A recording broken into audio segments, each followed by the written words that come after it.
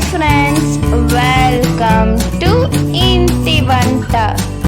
ఇవాల్టి యమ్మీ and tasty recipe వచ్చేసి మైసూర్ పాక్ అండి. మీరు కూడా తప్పకుండా ట్రై చేయండి. కరెక్ట్ మెజర్మెంట్స్ అండ్ టిప్స్తో మీకు ఈరోజు చూపించబోతున్నాను.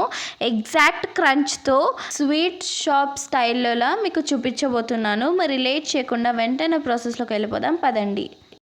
ముందుగా జల్లెడలోకి ఒక కప్ అంత శనగపిండిని తీసుకొని బాగా జల్లించుకోండి.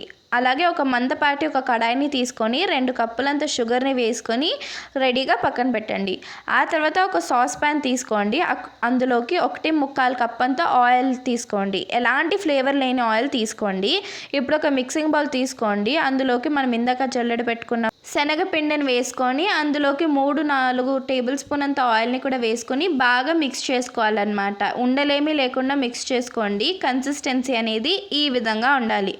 ఇప్పుడు ఆ ఆయిల్ని స్టవ్ పై పెట్టి బాగా వేడి చేసుకోండి. వేడెక్కాక కూడా సిమ్ ఫ్లేమ్లో పెట్టుకొని అలానే పక్కన పెట్టుకోండి రెడీగా. ఇప్పుడు మనం ఇందాక చక్కెర వేసుకున్న కడాయిలో 1/2 కప్పు వాటర్ని వేసి తీగ పాకం రావాలన్నమాట. మనకి ఈ విధంగా స్టిక్కీగా మళ్ళీ ఇలా తీగలాగా రావాలి. అప్పుడు ఇందులోకి మనం ఇందాక కలిపి పెట్టుకున్న శనగపిండిని కూడా వేసుకొని బాగా మిక్స్ చేసుకోవాలి. అట్లా ఒక 2 నిమిషాలు బాగా ఫ్రై చేసామంటే మనకి కన్సిస్టెన్సీ అనేది ఈ విధంగా ఉంటుంది. ఇప్పుడు మనం సిమ్ ఫ్లేమ్లో పెట్టాం కదా, ఆ ఆయిల్ని వేడిగా ఉండాలి. అలానే సిమ్ ఫ్లేమ్లోనే ఉంచండి.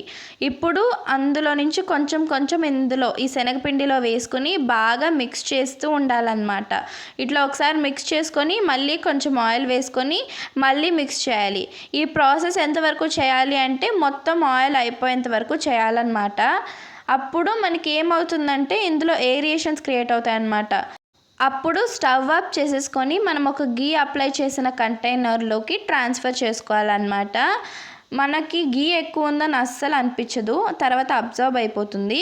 ఇప్పుడు దాన్ని ఇలా బాగా పరుచుకొని ఒక 2 నిమిషాలు చల్లారి పెట్టిన తర్వాత ఇలా ఘాట్లు పెట్టుకోవాలన్నమాట. మీకు ఏ సైజులో కావాలంటే ఆ సైజులో.